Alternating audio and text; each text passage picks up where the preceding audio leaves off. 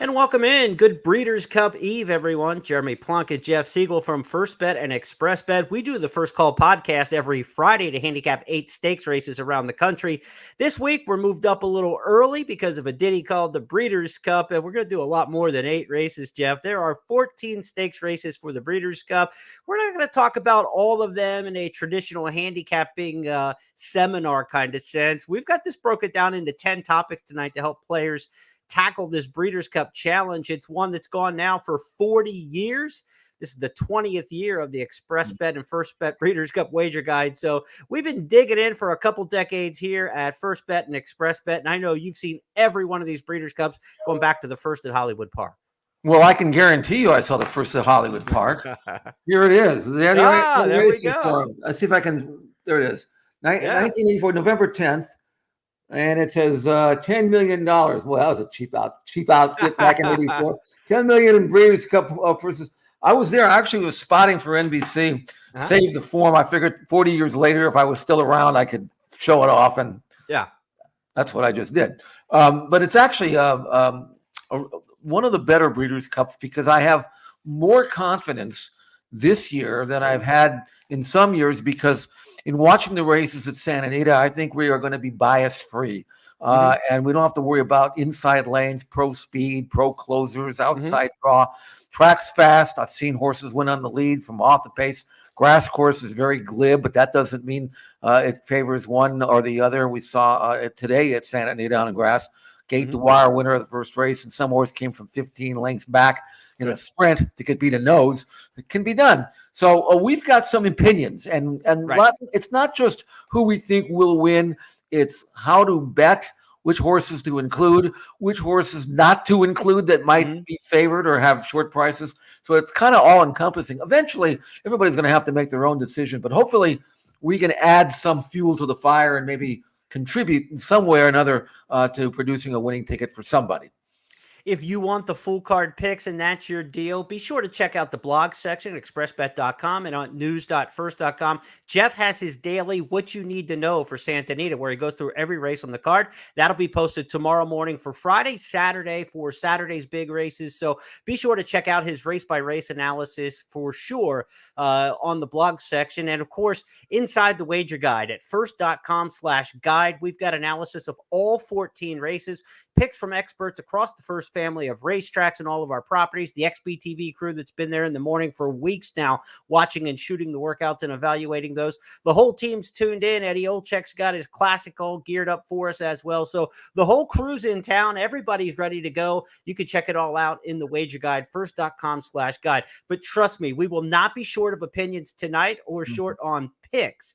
If you are watching right now on our live stream at YouTube, be sure to take part in the comments. Those of you on Twitter, at us at Horseplayer Now or at J Siegel Racing. As we go through the show today, we'll try to check up on social media as we go along as well. Any questions you might have for handicapping the Breeders' Cup, we'd love to try to catch those. We may not get to all of them, but we hope to get to some of them. And those that we don't catch in the live show, we'll try to react to in the comment section afterwards or on social media in the next 24 hours or so. But Jeff, it's high time for the Breeders' Cup.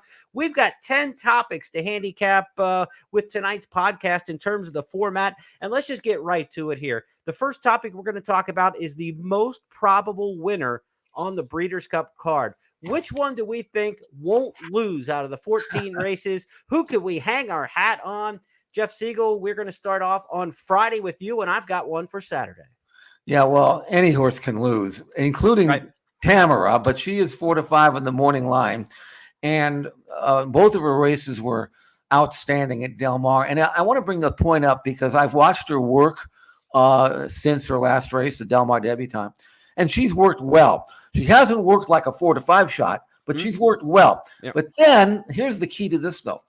She didn't work all that great before her debut. In fact, she wasn't even favored with all the hullabaloo and the about the beholder and this and that. Right. She was not the favorite, and that was primarily due to the fact that she trained okay, but nothing like beholder.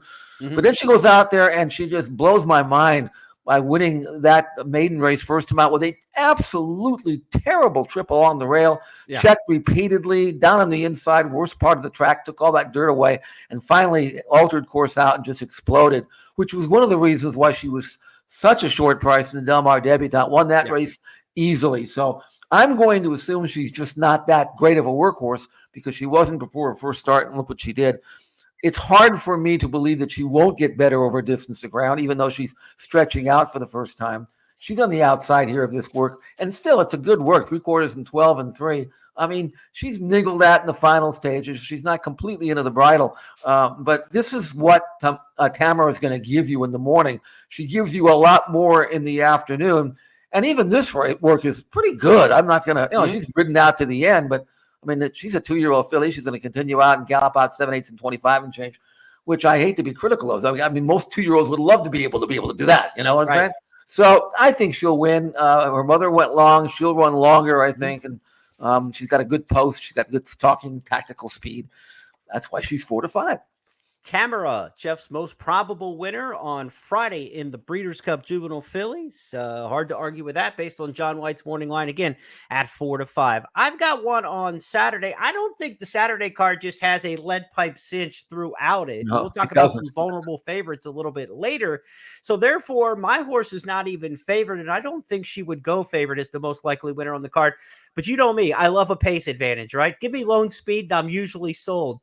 Give me a race that I scouted and I really liked, and we'll talk about that a little bit later. And I end up with Mauge. I think she's coming out of a really good race. She's in the Breeders' Cup Mile. I love 3-year-old fillies in the Breeders' Cup Mile historically. And this Godolphin color bearer just went wire to wire on the front end at Keeneland last time out. I see no other speed, Jeff Siegel, in the Breeders' Cup Mile. There just is a pace advantage there. And when you give a great horse a pace advantage, they rarely give back that kind of advantage. So I'm on Mauge as the most likely winner in the Breeders' Cup. I'll even say more likely than Tamara. And Tamara is 4-5, but Tamara hasn't gone 2 turns. What we know about Mauge is she's coming out of that mile and 8. She cuts back. She's a Guineas winner in England. I think she's an outstanding miler. She's my top play and most probable winner on the Breeders' Cup card. So when we talk about these most probable winners, these are horses that you want to get in and around when you're talking about your wagers, right? I mean, you want to get to them and through them as you're making your plays throughout the day. Well, she's stalking a stablemate here. She doesn't ever go by. She's not a dirt horse in any way, shape, or form. And she's not being asked. This is not a race, by the way. It may look like it, but it's not. So, I mean, this is all they really wanted her to do. And I mean, she did it fine. I mean, she's dead fit. I wouldn't worry about her in the least. And I totally agree with you because she won going a mile and an eighth off a layoff. She hadn't run since her win in the Guineas, which was brilliant. And she doesn't want to go a mile and an eighth. Yeah. But she found extra, don't you think, Jeremy? I mean, she did something she wasn't really fit enough to do, didn't want to do, and over a course that had a little bit of gift to it. Whereas this pool top table of a grass course, she's going to make the lead and just float. Yeah. You know, it's going to be like an ice skater. So I totally believe that she is the right horse and a good gamble.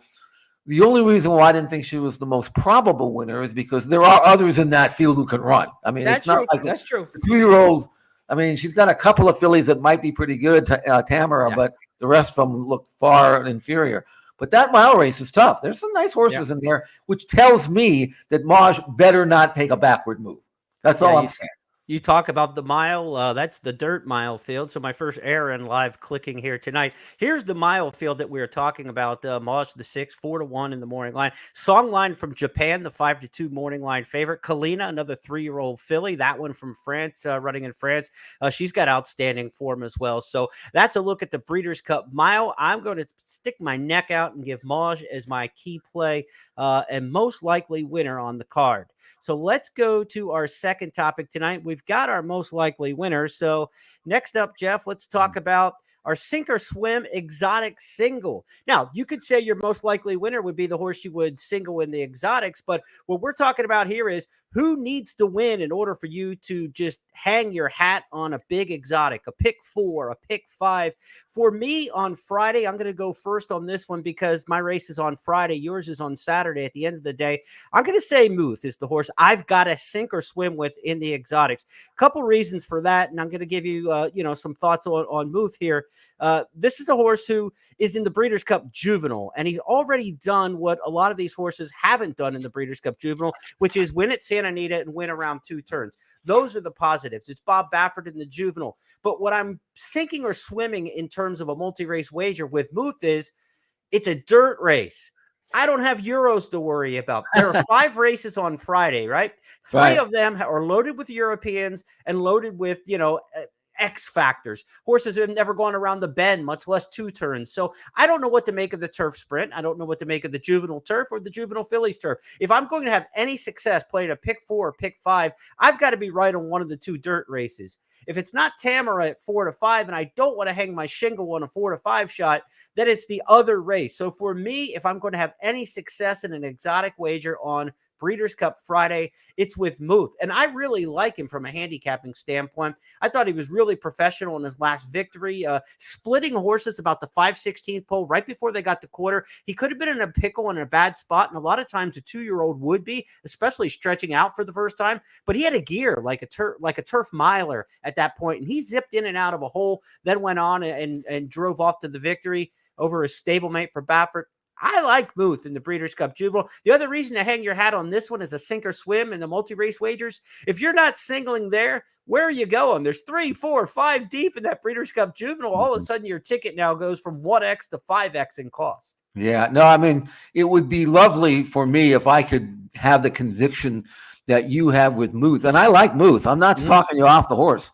But I have a really strong opinion that there are 4 or 5 of them in there. This is a much stronger than normal. I remember, what was that horse, Storm the Court, who won it? I mean, the most miserable, race I ever saw. Action This Day back in 2000, whatever, 3, I think it was. You knew there's nothing in that race, those races could run. But this is different. You've got some well-bred, promising colts with fast figures. I mean, horses that have run fast. Muth is one of them for sure. Now, the bad news for Muth is that I don't think he could have gotten a better trip than he got last time out in the American Pharoah. But the good news is he made that trip. I mean, he got to where he needed to be. I like that. People criticize horses that get perfect trips. There's a reason why they get them, because they go get them. So I like Muth, but Baffert's got 3 in there, and you've got a really good Kentucky Invader that's very, very good. The one that won the Locked, and then a couple others in there that are really good. I'm looking at the field here. These are the horses that I know can run. Prince of Monaco is undefeated. He's beaten Muth. You've got Timberlake, who looked great in the Champagne, but it was an off track. Locke took the Overland route and won very bravely, I thought, in Kentucky. Fierceness was a breathtaking winner in his debut and then got left in his last start. Muth maybe drawn a little farther out than I'd prefer, but maybe not. I mean, those are all good colts, and they're all at different stages of development. It wouldn't take a shock for me to see a horse produce a significant forward move at this time of the year. So I can't make him a single, but boy, I tell you, if you can, and you're right, man, you got a head start on everybody. Well, you said sink or swim. That's what we got to do here in this situation, and we're going to try to swim like Michael Phelps in this. All right. Well, then if you can do that, you'll win. Okay. Let's get your sink or swim play that you have to have for the exotics. Well, it's on Saturday. It is, and that's Ushba Tesoro. And here's my thinking: I'm not really that crazy about the 2 main contenders that are in this race. I just don't think that Baffert's horse, Arabian Night, is going to run as well as he ran in the Pacific Classic, and he got the easiest of front-running trips. He's trained great, I know that, and maybe he'll step forward, but he's going to have to deal with Saudi Crown, who I think is going to want the lead more than him. In fact, I think that's the plan there. And Arabian Night's never stalked and won, so I don't know about Saudi Crown and Arabian Night going 1.25 miles. Obviously, I know a lot about going 1.25 miles when you talk about Ushba Tesoro. I think he's won 6 races already at that distance. And nobody else strikes me as being capable of winning a race like the Dubai World Cup, which Ushba Tesoro did. He's won what, 6 in a row, something like that. Right. I have not seen him in the morning, but I've talked to people who have. Talked to Zoe this morning, and she said the horse looks unbelievably great. He does have an issue with the gait, but he's run 30 times, so I'm figuring he'll figure it out when he gets there. But that's the only negative on Ushba Tesoro when he's been schooling at the gate. He's been acting up. But other than that, he looks fantastic.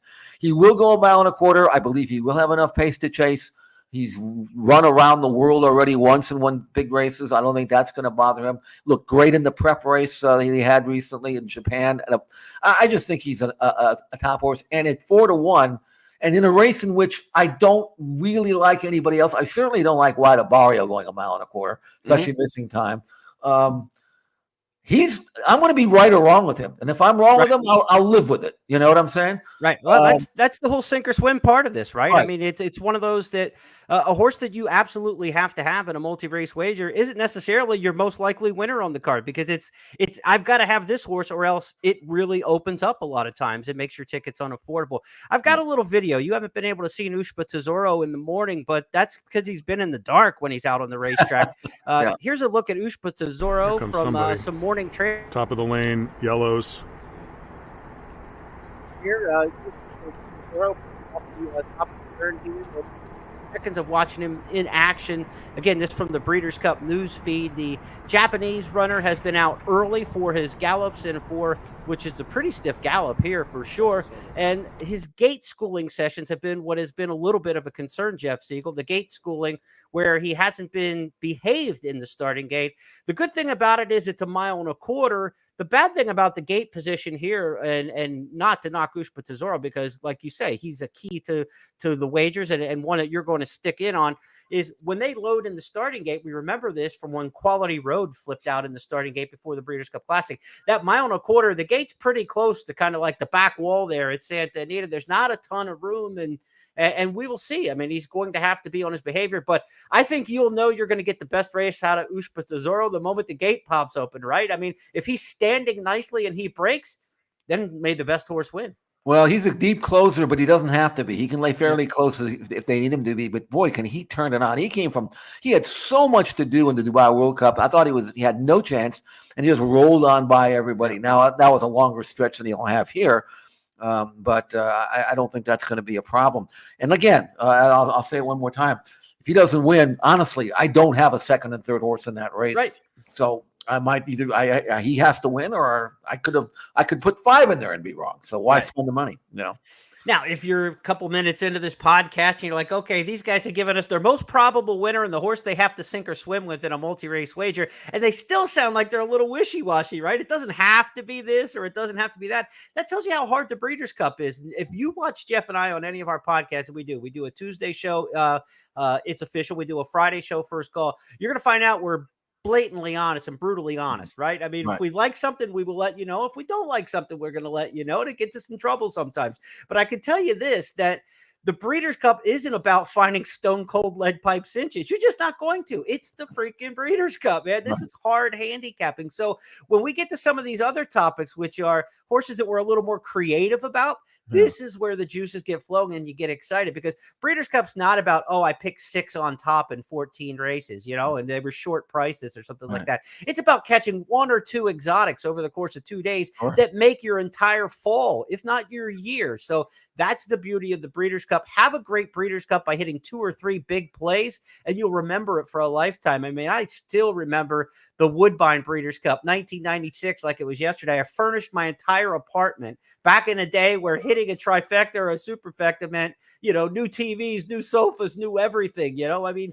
like, have a great day at the Breeders' Cup. You have that by simply hitting 1, 2, 3 really nice ones. And that makes for a lifetime of memories. So we're going to get into some more topics, I think, that are going to be a little more exciting in terms of, okay, now I can see why these guys have their juices flowing. Right now, we started off with kind of the easy ones. Who are the tap-in putts? Who do we think are okay? So let's move on now to our next topic. It's going to be topic 3 here on the show on this Thursday night. The most vulnerable favorite. Now, you start to beat some of these favorites and you get excited about the possibility possibilities of larger payoffs. I'm going to take first up because this is just the way the races go sequentially. Cody's Wish in the Dirt Mile is the morning line favorite. He's the defending champion.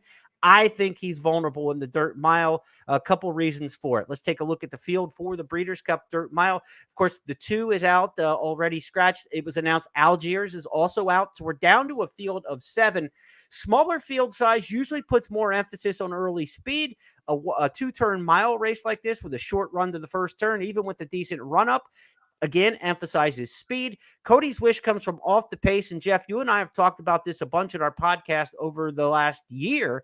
Cody's Wish around 2 turns isn't as good as Cody's Wish around 1 turn. So I think this pace situation here is not very fast. I don't think he's as good around 2 turns.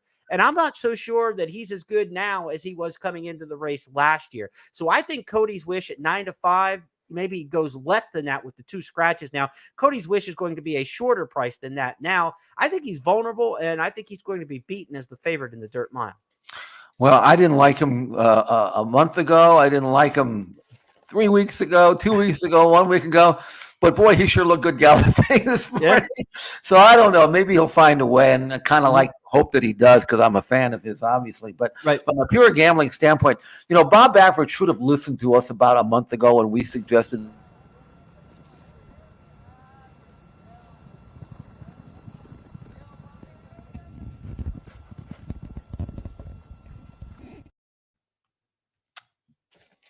Go ahead, Jeff. That was Cody. That was that? Yeah, that was Cody. Yep. Right. That's what I thought. Yeah, no, he looks great. But there isn't much pace in this race. Whoever makes the lead, whoever it is going to have a pretty soft time of it. Mm-hmm. And it's going to hurt Cody, especially if the track is playing for its speed, which by the time this race rolls along, we'll have a pretty good idea. Mm-hmm. But, Zozos could go. Certainly National Treasure, if they want it bad enough, they could send him. Funny thing about this race is I really thought that Algiers had a chance at 6-1. He came up with a hot foot, so he's out. I don't have a great conviction in this race. I even think Skippy Longstocking's got a chance. This is going to be a spread race for me. I don't have a feel for it. I think Zozos is going to be put on the lead. I think Brad Cox has said that. That's their game plan. Yep. And maybe National Treasure will draft in behind them. And if they don't hook up, this might be a 23-3 and 46-4, 47.5, and that's going to play against Cody's Wish, unless Cody is a much better 2-turn horse than I've ever seen him. Even though he won this race last year, that was not a good race last year. That was a weak race. So yeah. And a very fast pace, right? They're not the pace of last year's Dirt Mile doesn't look like the pace of this year's Dirt Mile. So I think it's going to set up completely different for him. Now, you're saying it's a 7-horse field. You can't get too excited even if you beat the favorite in here. But remember, the fact that it is a 7-horse field with a very solid and name recognizable favorite, Cody's Wish is going to be singled in a ton of multi-race bets that get in and out of the Dirt Mile. Beating him with anybody in that race is going to pay off in spades in the multi-race wagers. So how do we attack this vulnerable favorite? Even if you like Zozos or somebody else who you don't think is going to be a big price on the tote board, you might say, well, great, I beat Cody's Wish and I got $7. I got 5-2 on the second choice. Don't look at it that way. Try to use that $7 horse in a pick 3, a pick 4, however you can use that horse in multi-race wagers, because everybody's going to be ironed in on Cody's Wish. And I think there's a chance if we beat this one to really make the exotics pay. So the early day exotics try to knock off that particular favorite. Which favorite do you find most vulnerable, Jeff? I think it's Good Night Olive. I mean, she's 6-5. Even if she hadn't drawn the rail, I'm not so sure that she'd win anyway, because I'm a huge fan of Society, and I love the way Society drew outside. Not a lot of, very little early speed. She can go to the front, doesn't need the lead, but if you hand it to her, she'll take it. Training really well. Earned a career top number at Charlestown over a wet track last time out. I know it's Charleston, it's a wet track, right? But she's run fast just about anywhere and never been better. And she's only had 11 starts, 7 wins. She has maybe a little bit higher ceiling now than the veteran mare, Good Night Olive, who is now 5 years of age. And I mean, she's good and she's a quality mare and she's a pro and all that, but Do you want 6-5 on here? I don't think so. I don't. I just think if they gave me 5-2 on Society, I'd take that right now. Yeah, I think Society's got the chance to be the better of these two right now in their careers, right? And that's what we're judging, not what Goodnight Olive was last year, but this year she hasn't been just quite as good. It'll be interesting to see what kind of trip she gets to in that vulnerability department, because down inside, she's obviously not a front runner. She got absolutely stuck on Derby Day. Remember that race, the Derby City Distaff, where Irad couldn't get out? Tyler kept him hemmed in the entire run down the stretch. Goodnight Olive could never get out, and she got upset that day. So the same kind of trip from the one hole might see itself again. Now, Irad Ortiz, aggressive as they come, we know that, to a detriment at many times, but he's going to try to bull through. This isn't the Derby City Distaff. This is the Breeders' Cup Filly and Mare Sprint. So come hell or high water, he's going to try to get through whatever she needs to get through down on the inside. And so it could be a rocky trip for Goodnight Olive, which is another reason why you put her in the vulnerable category, I think, for pretty good reason. Plus, again, at a short price, do we want to take a short price on a filly or mare who looks like they're off of their horizon, right? She's peaked, and 2/3 of her best might still be good enough to win this. But the way Society's running right now, I'm not so sure that's the case.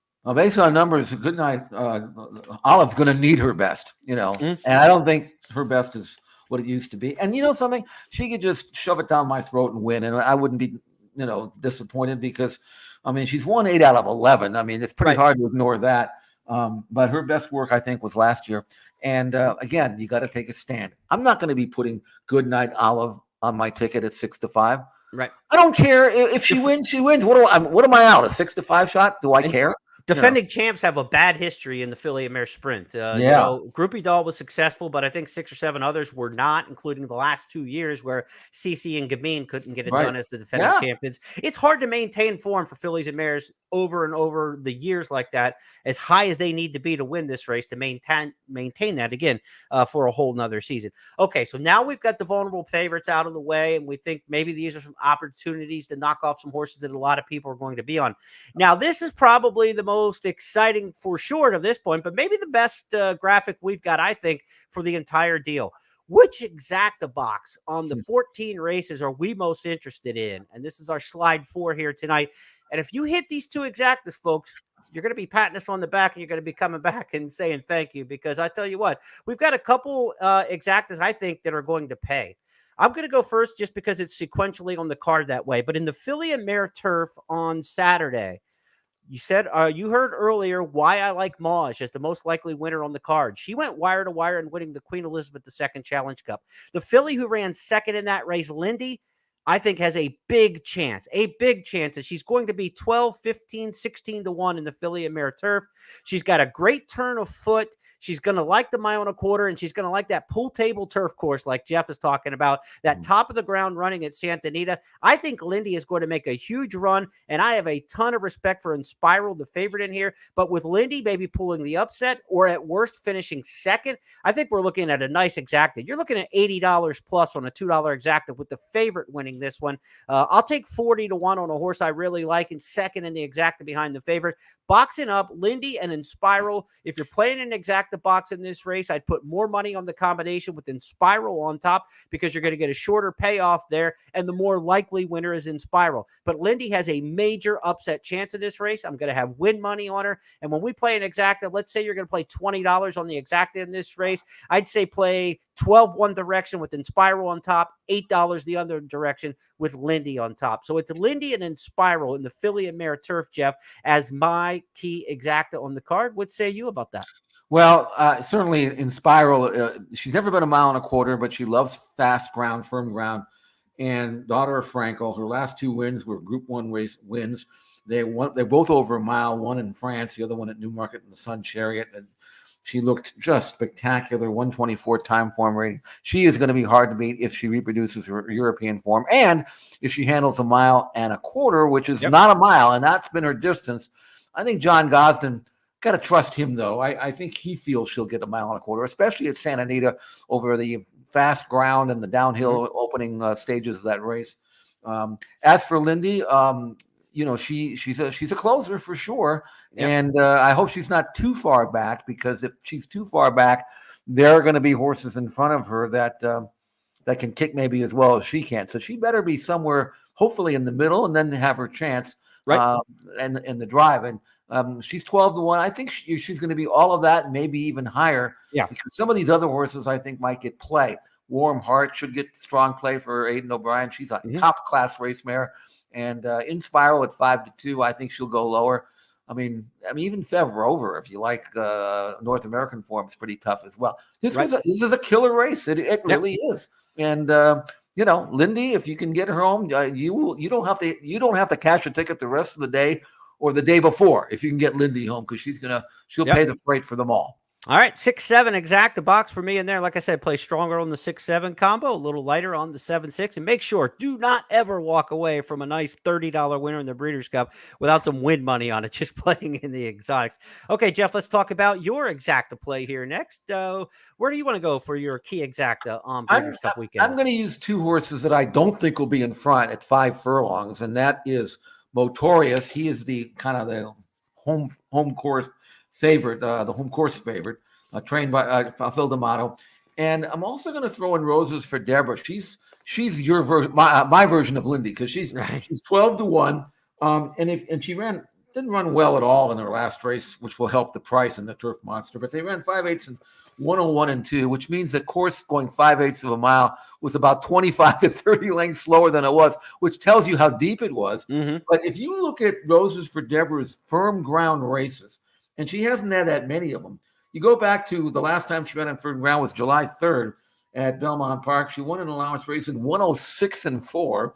And before that, for 6 furlongs, before that, she won a race at Pimlico on Preakness Day in 55 and 2. She really wants to hear her feet rattle. She's won 7 out of 10. She's fast on numbers. She's earned a triple-digit buyer number. She's got a great style. She stalks, pounces, and then goes. And I think she's going to be in the right spot to have every chance at a big price under Irad Ortiz Jr.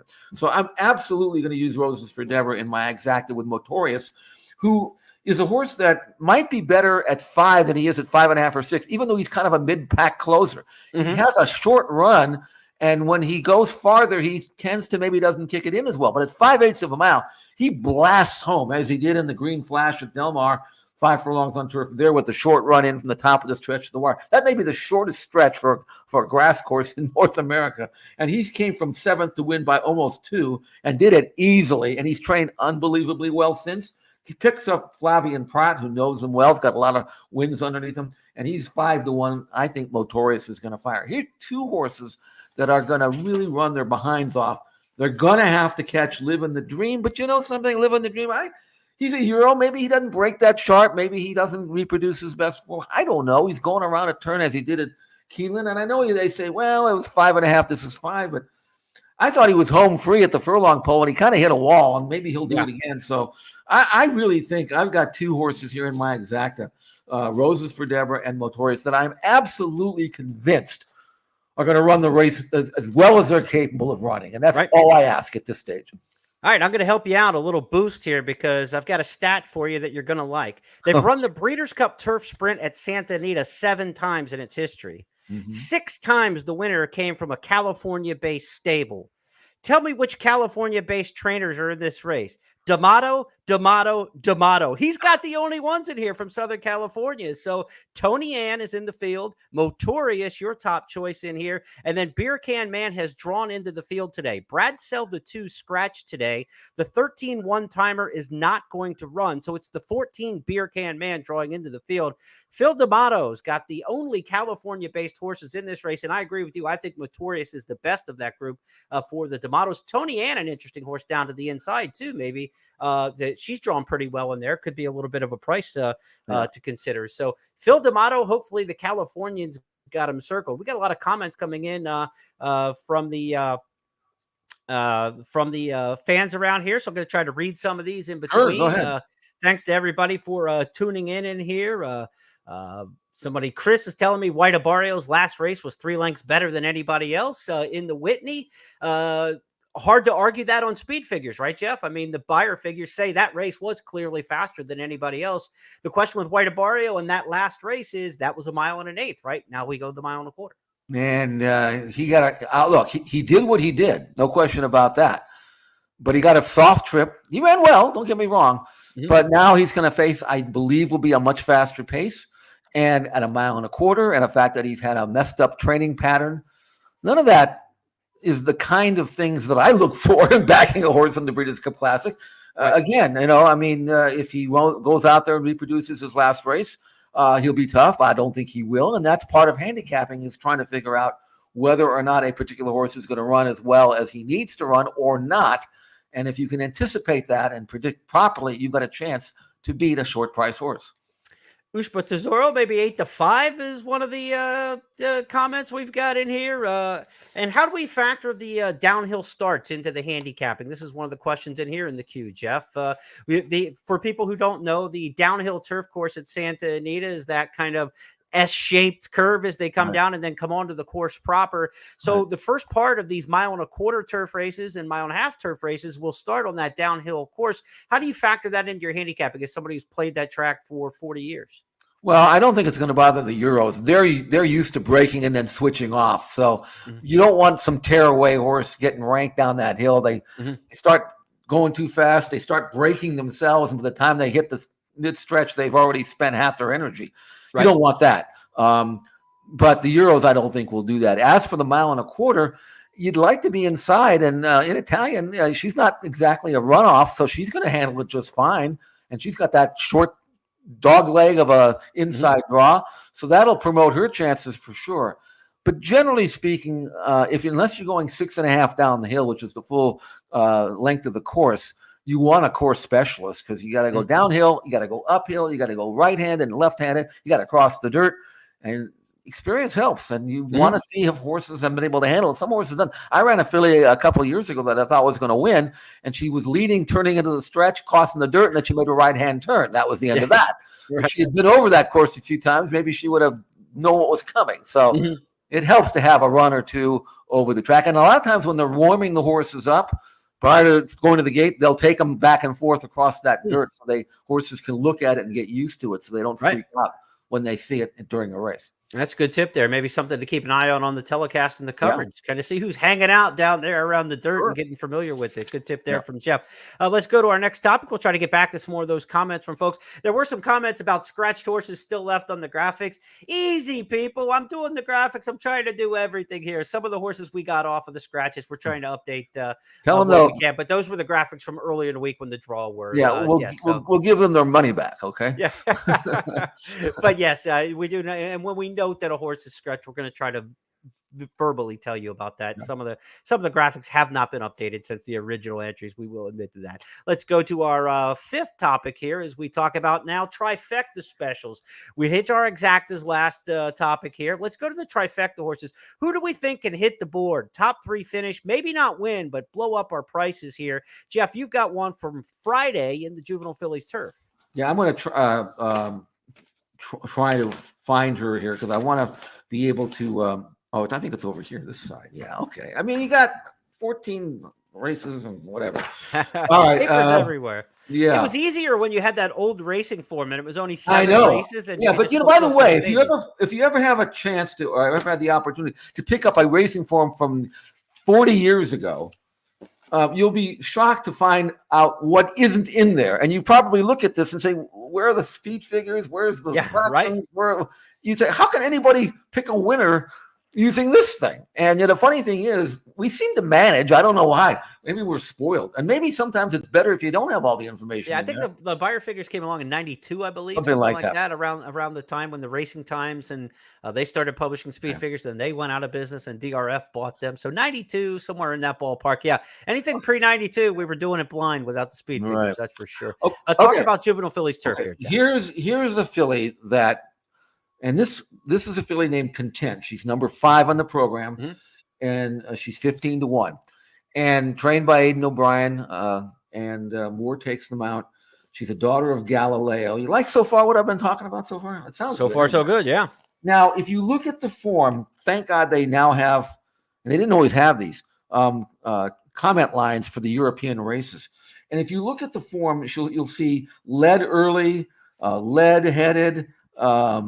Keen hold, and she looks like a filly who wants to get it on. Well, in her most recent start in the Cura, in a grade 3 event over a mile, right-handed mile, the rider, and obviously per instructions from Aidan O'Brien, he told him, I want this filly dead last early. I want you to grab her, and I want you to anchor her, and I want you to teach her something. Get cover, sit. She's got a great turn of foot. Instead of wasting it in the first half mile of her races and then folding up, I want her to learn how to utilize it in the last stages of the race. If she can't do it, she can't do it. But the only way she's ever going to be anybody is if she learns. So in this race, and you can watch the video if you go to XBTV or expressbet.com if you're a member and ask up for it on the video replay. They grabbed her early. She was a little keen early, but only because she was a little confused. But then she switched off beautifully. She sat there, she dropped her head, and she just sat there. And then they asked her to run at the top of the stretch, or even a little later than that, and she just quickened like Miesk. And she won going away by 3 lengths like she's been doing it all her life. So what I'm telling you is, and she earned a very strong 87 time form rating, which is as good as any of the Euros. So I'm telling you this, if the pace is fast, which will be a lot faster here than it was over there, and she gets behind horses, and she gets cover, and she switches off, and she gets room to run from the 3/8 pole of the wire, you are going to see a kick that maybe you didn't expect, and you're going to see a tote board explode. And if it happens with Content, it's going to make your day. Now, look, this is a good field. There are other fillies in here that have better credentials than her, including Carla's Way. She won the Rockville Stakes at Newmarket, going 7/8 sets up a hill, the final stages. You got to be a dead fit filly to do that. Porta Fortuna won the Shively Park top class straight one. These are good fillies. They're better fillies than what Content had to run with. The Euros are just sickeningly. They're so strong in this race.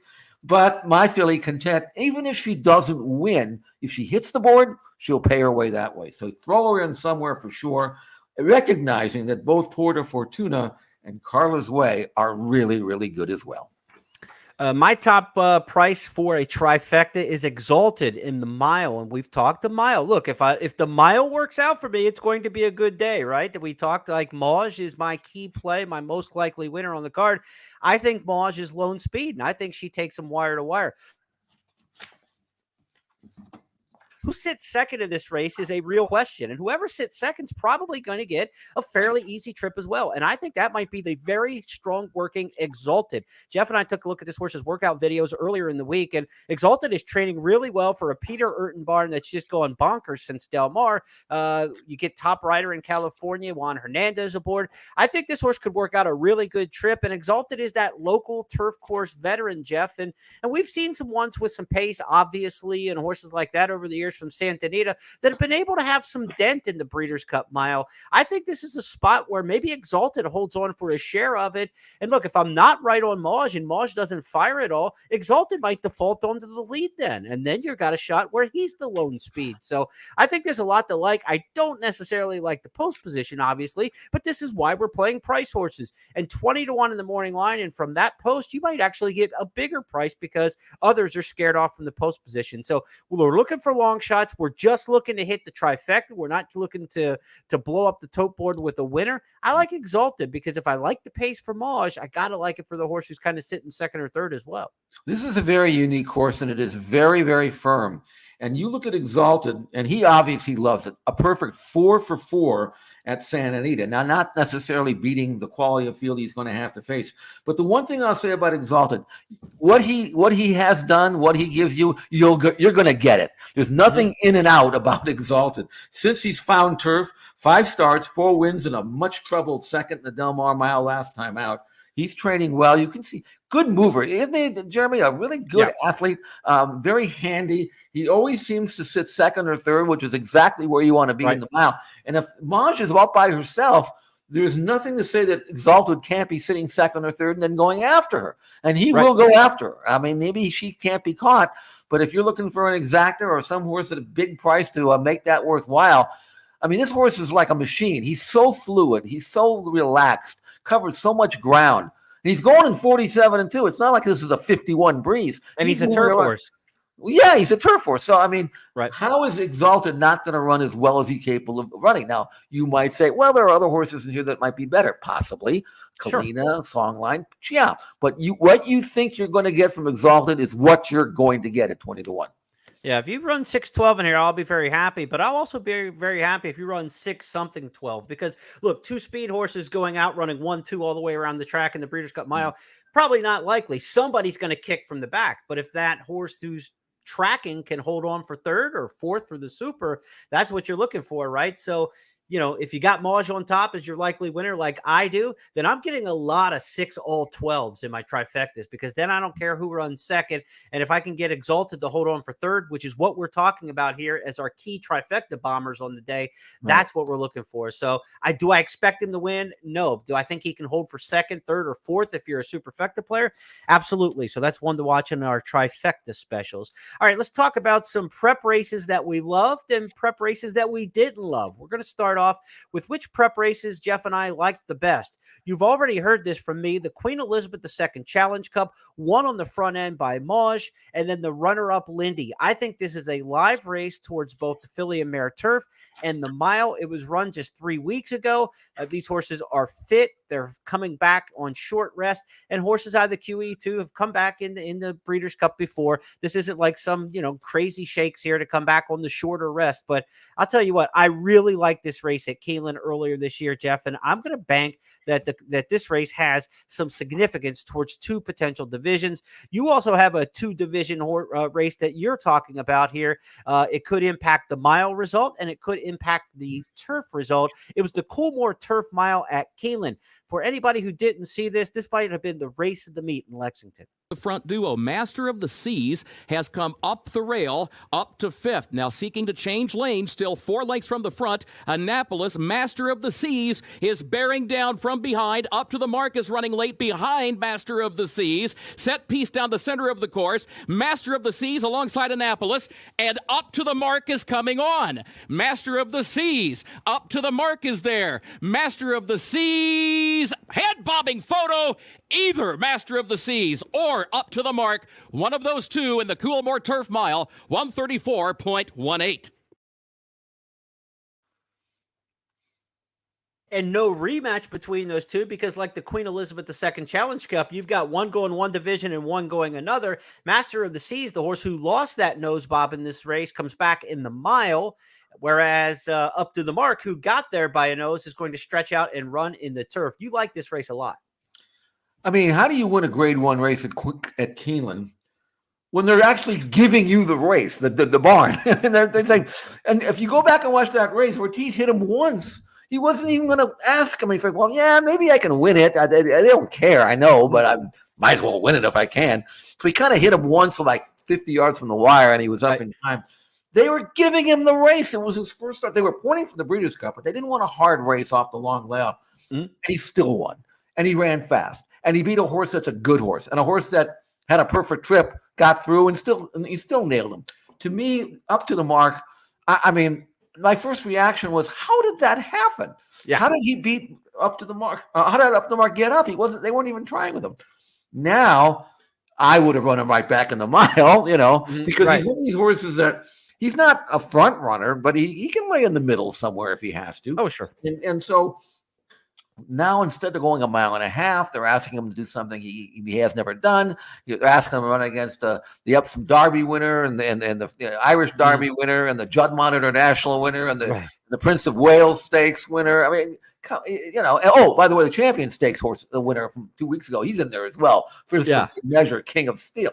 So you look at this race. Now, Get Smoking is out. That is correct, right? Okay. That is right. So the pace situation is going to be a little slower, which I mean, now you're talking about riders, and you're going to try to get the jockeys to be in the right spot and move at the right time. And Up to the Mark is a push button horse. He can move. You can do anything you want with him, and he's going to fire. But whether or not he'll be able to kick home like he just did, going a mile and a half as he did do a mile, is something that I probably, if I owned him, or I wouldn't really want to have to answer that question. I know what he is at a mile. I don't care about the mile. I just want to, I'm in the money. I just want to win a race. And Up to the Mark, to me, would have a better chance, if for no other reason than the competition isn't quite as steep. But he is such a good horse, and that was such a good prep race.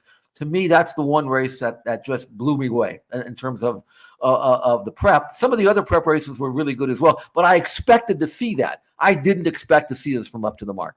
Right. Let's talk about some prep races we didn't like, and we're on the Keeneland theme here. We think the Keeneland races are pluses and minuses, both of us.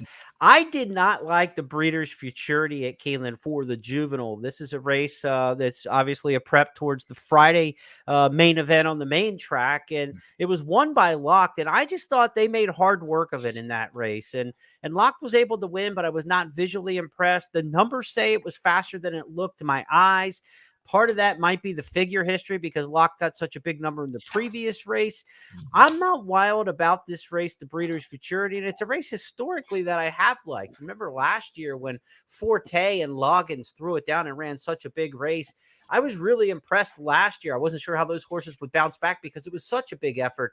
Locke's effort in the Juvenile, in the Breeders' Futurity at Keeneland, I don't think that makes him the favorite. I know the numbers say, the buyer numbers say he's the favorite for the Breeders' Cup Juvenile. You already know that I like Muth in the race, but I'm anti this race, and that also means the wine steward who ran second in that race, and it took him to the mat the final quarter of a mile in the race in the Breeders' Futurity. So I'm off the 2-year-olds coming out of that race at Keeneland, and everybody knows I'm a Keeneland homer to start with. So if I'm anti something at Keeneland, it means I really don't like it. So that's if I lose, I lose. But I'm against Locke here going in the Breeders' Cup Juvenile, and the horses coming out of that race. I have a different opinion about this. We can, the different, it's what a difference of opinion makes a horse race. Well, that's right. See, I like the race. Here, there's one thing I didn't like about it, and that is he ran too hard. I didn't want him to have to lay his body down and run that hard in his prep race. So that's the negative. But to me, I thought he ran a remarkable race. He was so wide every step of the way. That's a pretty darn good horse. He had to look in the eye in the final 16th of a mile and beat him. The number was strong. That doesn't even factor in the ground loss, which sheep players will do. I don't know what his sheep number was, but I thought it was visually great, but I just didn't want to see him have to just, have a gut-wrenching win like that. It may not bother him. Maybe, he's a 2-year-old. Maybe he can get over it. He breathed nicely since that race. It didn't look like it took anything out of him. So I'm going to take a different stance on that. I could be wrong, but I thought that was a really good race for him. And I'll give you a head-to-head. We joked about this earlier, I think you and I today, or maybe it was with Johnny D. I had a 3-hour skull session today with the retired Johnny D, John DeSantis, handicapping. In a head-to-head, I will take Fierceness to beat Locke in the Juvenile. Well, that's my second horse. That's no fair. I like Fierceness too. Find me a horse that you Fierceness. See, Fierceness ran in the Champagne and was eliminated at the start. And what happened there is, this is what I would do if I were trying to go down and yell at the rider. Okay, you blew the start. Fine. Okay, don't take back. Sit there and make one run. Don't let him run at the half-mile pole to the quarter pole. There's no money at the quarter pole. Teach him something. Just grab him, take him back, and make one run. But that's not what happened. Now, since then, he, too, has come back and trained well. You know what he did in his first start. If he breaks running in this race, I wouldn't be shocked to see Fierceness on the front end. Now, I wish he'd run better last time, and I would like to get paid off via the price because of that. I don't know if that's going to happen. But I'm not quite as high on the California 2-year-olds as I usually am. I mean, I think they're good. We're flipped here. This is weird. I don't like the Keeneland 2-year-olds, and I like the Californians. And you don't like the Californians. I know. What have we done with each other, Jeff? I don't know. It looks like I'm rooting against the Bruins. Too long, we finish each other's sentences, and now we can't even agree on where the best 2-year-olds. It's like I'm rooting against the Bruins, and you're rooting against Oklahoma. This is crazy. Oh, that would never happen. Okay. So taking a stand against the Keeneland horses is okay, but never knock Oklahoma. All right, can't happen. Okay, fair enough. I get it. All right. Anyway, so we have a difference of opinion here. We'll find out. If my evaluation of the Breeders' Futurity is correct or incorrect. It's going to be one or the other, that's for sure. Now, as far as my prep race that I didn't love, it was Idiomatic's win by 4 lengths in the Spinster. But it's not that I didn't love the race. She didn't do anything. She didn't have to do anything. They handed her the lead. She went 48-1, 112-1, just like 2-minute licking. She's won 3 in a row, actually 4 in a row, but her fractions have been 48-1.5, 48-4.5, 48-2.5. I don't know if she can take heat or not, Jeremy. I really don't. But if she can't, then this is the race that's going to find her out a little bit, because she's going to have to go from the bell. Nobody's going 48 and change in this race. She's going to get pressure from Adair Manor, search results, going to show speed. I mean, the rail, Hoosier Phillies putting blinkers on to let her run out of there for sure. And there's a few others in here that'll show speed. Randomized. You think she's going to be ready? There's no way. So I don't. The reason why I don't love the race is because I didn't learn anything from it. That's all. Not that she didn't run well, but anybody could have done what she did. I'm looking for a closer, and I'm going to lean on you to tell me who that is eventually because, I mean, I don't know. But this is the one race that I can't grasp. I need help. Yeah. I need help. The distaff is asking to melt down. We'll hopefully land on the proper closer by the time we get to the end of the day and the end of the show. A couple more comments. Keep sending those in. I'm checking out the ones from YouTube. Thanks for all the comments of people there. Someone asked, Ushba Zorro is a 6-year-old. When's the last time a 6-year-old won the Classic? They haven't. So we'll be making history if it's Ushba Tesoro. The oldest winner of the Classic has been 5 years old, so we shall see. A very lightly raced horse at 6, as far as they go for being 6 years old. It's not like he's off form, though, at age 6. What's he won, like 6 in a row or something like that? Right. There's a lot of Ushba Tesoro talk on this side of the chat here as I'm taking it out there. Being a weak field in Dubai, I'm seeing here. Question is, when's the last time a horse from Japan won a Classic race on dirt here in the U.S.? Well, they won the Breeders' Cup Distaff at Del Mar a couple years ago. Yeah. So, it wasn't that long ago and blew up the tote board. But now you're taking a short price to see it happen. So I can see the value argument, right? He's not the favorite. It's difficult to do to come from Japan and win here. Then you should get paid at least. I'll say that. Well, yeah, but here's the thing: it's not like he's 6-5. He won't be. Trust me. Unless the commingled Japanese money shows up, then who knows what he'll be. Yeah, we'll see how the pools shake out. Let's go to our next topic. We've got the preps we loved and didn't love. Who's made the best impression in the morning so far? And hate to say it, but we're landing on the same trainer, not the same horse in here.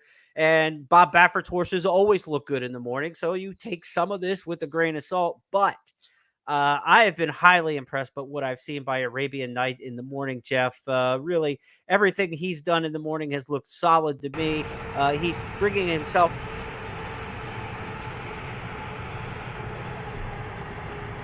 well as he can be doing. Whether or not he's good enough to go wire to wire in a 1.25 miles with the other horse, with Saudi Crown pressing him for the pace, that's going to be determined. But Arabian Night has trained spectacularly since his race at Del Mar in the summer. And he, to me, is the Californian to beat, whether or not Go Rocket Ride was back or not. And, of course, really sad news about Go Rocket Ride passing away here this week after the injury last week. Certainly condolences out there to fans of that horse and to anyone involved with him. But Arabian Night, I think, is blossoming right now. It's the best he can absolutely be. He's the horse that I've seen in the morning through all the workout videos that has impressed me the most. Which one for you? Well, I agree with you on Arabian Night. He's looked unbelievably well. My issue with him is whether or not he can stalk and win. He hasn't done that. All 3 of his wins were gate to wire. Unless something happens with Saudi Crown, I don't think he's going to be able to outrun him early. He's going to get what most people would consider to be a perfect stalking trip, Arabian Night. It may not be a perfect trip for him, though. That's the whole thing. Right. So, but this is not has anything to do with that. It's just how has he looked in the morning. He's looked just fantastic. Okay, so nothing negative on that. Now, I actually went with another Bob Baffert horse, and it's not just because he works his horses fast, because at the time to me is secondary to how they do it. Arabian Night worked 7/8 and 24. That's fast, but he looked great. And Speedboat Beach worked 3/4 and 11 flat from the gate, and looked like he was going in 114 or 115. He never was asked to drop at all. I mean, he comes out of the gate. It's like he's like galloping. He's not being sent. Look at the strong hold he's got. I thought this was, if I didn't have the watch on this thing, I thought it was going to be a 114 and 115. Right. But he's into the bridle. He's sharp. I mean, he's quick, and he's catching a field without not a lot of early speed in the race. I mean, he's going to be able to probably make the lead here. And if he does, and he's not pressured, and if he can get that opening quarter in 21-4 or something like that, 21-3, and do it like this, he's not going to come back. Now he ties in with another breezer here, which I'm not sure Bob wanted that, because I'm pretty sure he didn't want to go that fast. But when you get into the competition, I mean, Speedboat Beach, He thinks he's in a race now. I Right. mean, the jock says, "Oh, I'm going to go too fast. I can't let this horse run at all. Horses, if I let him run, he's going to go in 9 and change. Then I'll get yelled at and maybe fired." So in the final furlong, he's just galloping along here. Looks like he's finishing up a 3/8 and 37. And he's still going to get up and win the workout from a workmate who only worked half the distance. That's 111 flat from the gate, for crying out loud. Yeah. I mean, how much better can you work than that? And don't forget his last race, which he got beat on a whisker in the Santa Anita Sprint Championship, losing to a horse who was beating the nose in the Breeders' Cup 2 years ago, Dr. Siegel. I mean, he was a short horse that day. Now that work came after that race. How much more better, faster, and fitter is Speedboat Beach going to be in this race, especially over a track that's going to be very fast? That to me was the work of the day, the work of the week, the work of the month. Yeah, and Speedboat Beach has got a lot of steam behind him right now, a lot of momentum. Handicappers like what they see from him. It's not the toughest sprint we've ever seen. Elite Power, the defending champion, is back. You could argue his form, other than getting beat by a Gunite last time, is as good as it was coming into last year. There's not a lot of knocks on Elite Power. He's an elite sprinter. Yeah. This is a good edition of the sprint, but I don't think it's an overwhelmingly great edition of the sprint. But I think it's a very good one. You know, you've got horses like the Chosen Vron, who's just run off win after win after win. Gunite is very good, and he's back to doing one-turn things like he should be after the misplaced race at Parks. He really shouldn't have been in that 2-turn race. I don't think that's going to, be his calling card, obviously, when his career postscript is written. So a good edition of the Breeders' Cup Sprint, probably, a little above average, but I don't know if there's like a Hall of Fame type sprinter in this race. So it's one where Speedboat Beach is the right horse right now, right? Second, third off the layoff, and he's getting good. I think it is. And Chosen Vron, I mean, you talk about a pro. The only question mark I have with him, and maybe I shouldn't have it, but it's there in black and white. He's run 17 times. He's only broken the Bayer 100 mark twice. He's not particularly fast on numbers, but he always wins. Maybe he's the kind of horse that only runs as fast as he needs to. And he's fresh. 7 out of 8 lifetime over the Santa Anita main track. That's a pretty tough number to buck. And I don't know whether he'll win or not, but the Chosen Vron somewhere along the way is going to loom a threat. And you don't want him breathing down your neck in the final furlong, because if he sees you, he'll beat you. Yeah. Good comment in the chats. DW says, I've watched too many vids on these races and have heard so many different opinions. One person loves this horse. One person hates the same horse. I think you're better off doing your own handicapping. I 100% agree, DW. Do your own handicapping. What we're doing is helping the process of there are 150 horses. There are 14 races. You don't know all the horses. I don't know all the horses. Like I said, I had a 3-hour skull session with one of my best friends today, handicapping, where he said stuff that I hadn't even thought of yet. So it's about spurring ideas and breaking ties. And like, you hit a situation where you go, I'm looking for this to happen, but I'm not sure which horse can make it happen. That's why we're doing these kind of things, because if you sit and listen to Jeff for 14 races, or you listen to me for 14 races, you're better off doing your own thing. But if you can take a little bit from everybody, that's what this, it's like building a good recipe. Take a little bit from everybody, your experiences along the way. Maybe you're not a great visual handicapper. Maybe you don't like workouts. You hear something good or bad about either one of those things that aren't your strength. It can help you when you're not certain about a horse. I think anytime you're taking public handicappers' help, it's to help you break ties, your indecisiveness, or fill gaps in where you don't have that particular skill set, right?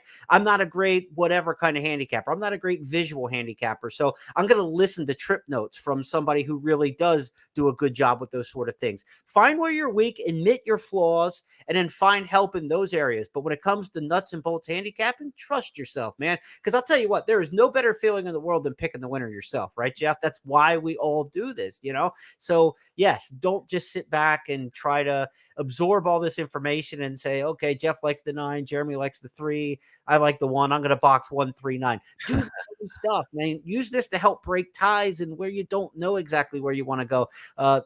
40 years plus handicapping. Jeff's done it for longer than I have. I don't want to put a number on it, Jeff. I don't know. How many years have you been handicapping, Jeff? I remember reading the racing form when I was 7, so that's back in the 50s. Right. I didn't know what I was looking at, but I sure knew that I knew everything by then. I can tell you that. Every year since then, I learned how less I know. Kind of starting here and then building backwards, Right. But no, I mean, you're right about that. I mean, I will listen to anybody with an opinion. I could reject it, but they might find something that I missed. And I missed a lot. And it's easy with all, how many horses are entered in this race, these 2-day races, 150, whatever it was. I mean, you're not going to be able to cover all bases. If someone says something that you haven't seen or pointed out, check it out. It might help. Yeah.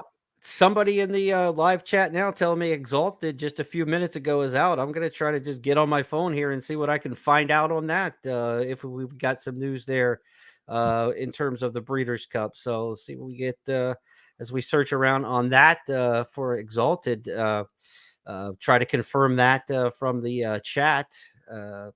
I thought Go ahead, Jeff, while I look around a little bit. I thought I had seen that, but they kind of piecemeal the scratches here. That's not like they don't come off like on the morning of the day. You get scratches on Tuesday, Wednesday, Thursday, we'll have some tomorrow as well. And it's hard to keep track of them all. And because I hadn't actually considered Exalted anywhere near as strongly as you had, I wasn't paying that attention. It kind of went in one ear out the other. So I'm not sure if that's correct or not, but I wouldn't be surprised if it is. I will pop in here, see what we can find on the old Twitter bug. Nothing lately. So let's hold off on that. We'll see and try to confirm anything on that we know. So let's go. Next up, let's see where we're going with this, Jeff. We did our best morning impression. Okay, so now we're going to talk a quick one on a little bankroll builder here.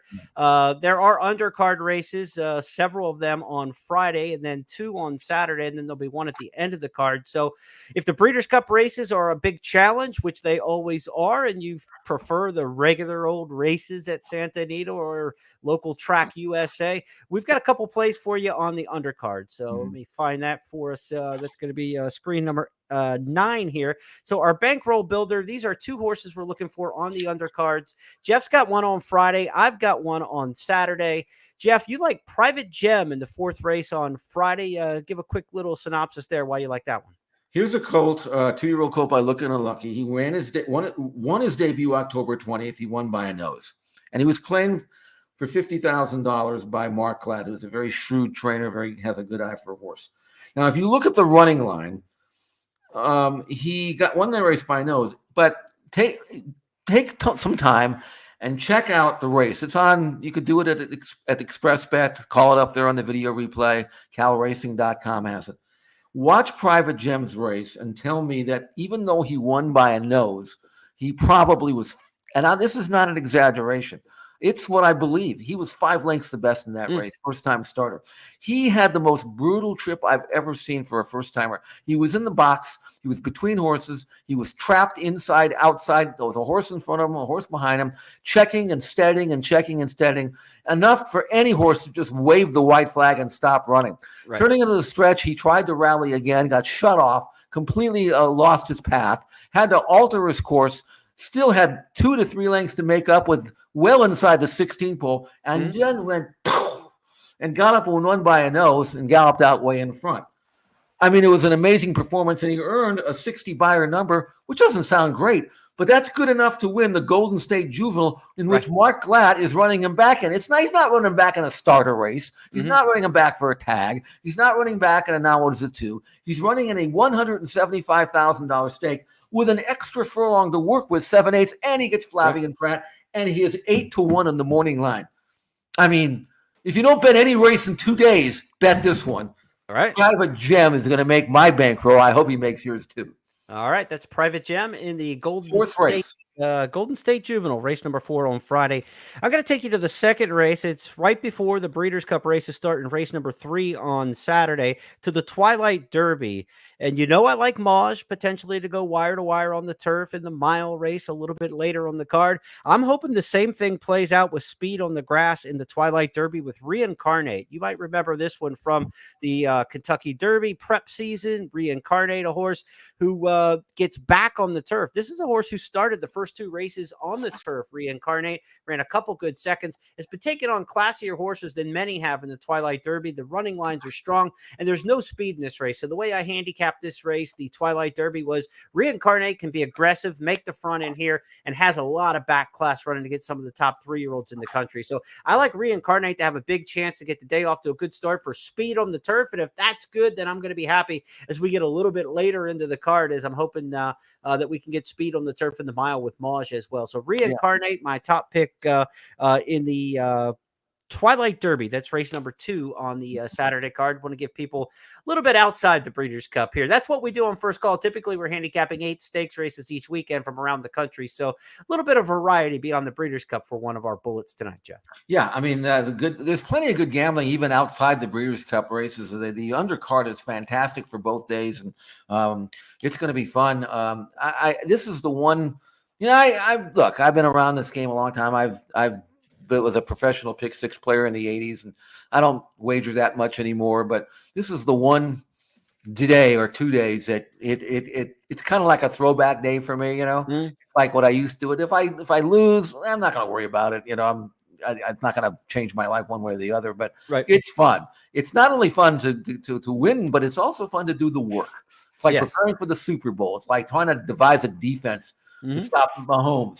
This is the challenge here, and you put the work in. You watch the tapes, you watch the workouts, you do your numbers. You try to read about as much of how these horses are doing. Check out the Euros because they're going to win their share for sure.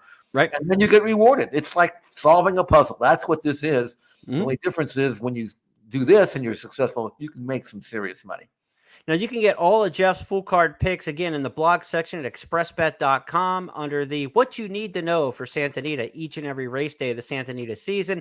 Also at news.first.com, you can get that as well. So Jeff's daily blog, you'll want to check that out tomorrow morning for the full Friday card, and then Saturday morning for the full Saturday card. If you want my selections for the Breeders' Cup, you can get those through Substack, exclusively sent free to your email. Go to Substack, jeremyplonk.substack.com. Sign up there. It's free. You're not charged anything. Just provide your email information, and I will send you full card analysis for both days of the Breeders' Cup. Absolutely no charge whatsoever. We want to get you on that Substack list, so sign up for that, and I will be publishing all of that directly to customers, fans, I guess, as you will, not customers, because you're not paying anything, or you're paying the ultimate price, which is absolutely nothing but your time and your energy, and happy to provide that for everybody out there. So free handicapping information. We'll have stuff too throughout the year, not just on Breeders' Cup Day. So be sure to sign up for that. Again, there's no gimmick. There's no catch. Anybody knows me. I've been around 30 years. I'm as honest as it comes in this game. We're not going to charge you anything down the line or anything like that. So if you want to sign up for that Substack and get all the free information in print form and written form so you can print it out and take it with you, you'll be able to get that. Again, jeremyplonk.substack.com. Now, Jeff, we're going to close with one thing here as we hit an hour and 12 minutes on the podcast tonight. I'll look at a few questions from fans or comments from fans too before we close out. But want to get something here on the closeout. If the Breeders' Cup is going to be a major success, what's going to have to happen? So let's take a look at our final topic here tonight. I'll have a great Breeders' Cup if, and I'll let you start things off because you're a better man than me. Well, yeah, I mean, I want to win money, but I also, more important to that is that every horse during the 2-day festival returns healthy. I don't want to see any injuries. I want a clean, positive experience for the 2 days. We've had some bad luck already this week. I hope that's out of our system. But for me, if we can have racing at its very best and people can go to the races, enjoy it, and come home and say that was a couple of good days, that to me, for me, is a winner. And that's more important to me than any ticket on my cash. As for me, I'm just going to go cold-hearted and go to the windows for mine, but I absolutely echo your sentiments on this. We need a good, safe Breeders' Cup for everybody involved all the time, but now as much as ever. Mine is going to be if we hit a deep closer in the Breeders' Cup Distaff, other than Clairiere, it's going to be a very good day because I am banking on the Breeders' Cup Distaff to go insanely fast. With Hoosier Philly down on the inside, there's some speed there. There's plenty of speed with Idiomatic, Ed Air Manor, search results, and randomize. And they're almost all drawn in succession in the starting gate. They're going to lock up.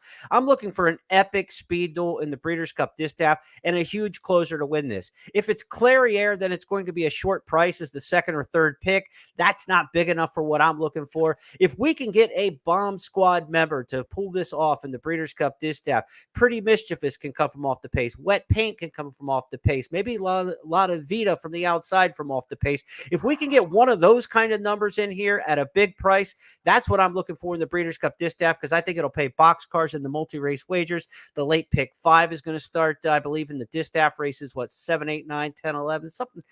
Some of these big multi-race wagers late in the day, starting with these wagers here. So I think if you can get a big price in the Breeders' Cup Distaff, you can make your weekend, and that's what we're going to try to do. Hopefully, which one of those closers? I've got about 24 hours to figure it out. Handicapping crunch time is here. Again, subscribe to that Substack. We will send out our selections for all the Breeders' Cup races and get those to you tomorrow and on Saturday as well. So, Jeff Siegel, that's going to wrap this up. It's been a lot of fun, a little bit hectic here, but it's been nice having the fans in on the chat as well. Try to get a few. Exalted is listed on the Breeders' Cup website as a scratch here from one of the fans. So we will pass that bit of information along there. And we are going to, have to rethink some of that. That was one of my long shot plays. So again, if you get the information on Substack, we'll have more updated picks and stuff like that. So maybe we can get a different bomb. There's plenty of bombs to find in the Breeders' Cup. That was the one I liked the most for the Breeders' Cup Mile. But one thing that does do, Jeff, is if Exalted is out, that makes it even easier on Maj up front, right? I mean, the early pace it gets even more convenient. I don't know who wants to be first over on Maj. You might have to work pretty hard to do that. You know what I'm saying? Yeah. And if you're chasing her, you might wear yourself out. But Maj is looking better by the minute based on that. Exalted is the kind of horse that could lay second. And not only could he lay second, but he can finish too. It's not like he's going to hang behind her. So, it is. That's one of the reasons why I tend to want to publish late, because a lot of people, they tell you who they like, they do their videos 3 days, 4 days advance, and it's obsolete by the time you get to Friday and Saturday. So we did this one Thursday night, and hopefully most of the stuff that we talked about will hold and ring true, and nothing will change it. But I can tell you, I'm looking out my window. The weather is unbelievably great, a little warm, but no threat of any kind of off track, dry and fast, and packed. I was out there this morning and this afternoon, very festive atmosphere. Everybody is looking forward to a great couple of days of racing, and I think we'll give it to them. And on behalf of everybody with First Bet and Express Bet, we hope you play with us this weekend when you have a lot of ADWs and a lot of choices. Maybe you go to your local racetrack on Breeders' Cup Day. That's fantastic. But if you're playing online, please do so with First Bet and Express Bet, where there's a $10 money back special on every race at Santa Anita Friday and every race on Saturday. So if your win bet finishes second or third, you'll get $10 back into your account in the form of wagering credit. It's not an immediate refund. You're not going to sit there and cycle through money all day. It comes in, 24, 48 hours after the fact, and then you'll get your refunds back into the account at the beginning of the week. So it's a great safety net. It's a great promotion. Again, up to $10 back on all your win bets if they finish second or third. So take advantage of that. If you're going to play some straight plays on the Breeders' Cup, be sure to do so with Express Bet and First Bet. Jeff and I will be back on Tuesday next week for the It's Official podcast, where each week we take on 5 hot topics in racing and we review the weekend that was. It will be Breeders' Cup postscript for sure, high on our schedule next week. So be sure to join us for that and check out the Express Bet Wager Guide, first.com/guide. First Bet and Express Bet Breeders' Cup Wager Guide unleashed this week for the 20th time. It's the 40th Breeders' Cup and the 20th annual Wager Guide. Proud to be part of that. Jeff's in there, all the team from First and Express Bet. So be sure to check that out, first.com/guide. Have a great night, everybody. Good luck at the Breeders' Cup and safe trips to all the animals and all the horses and horsemen in this year's Breeders' Cup.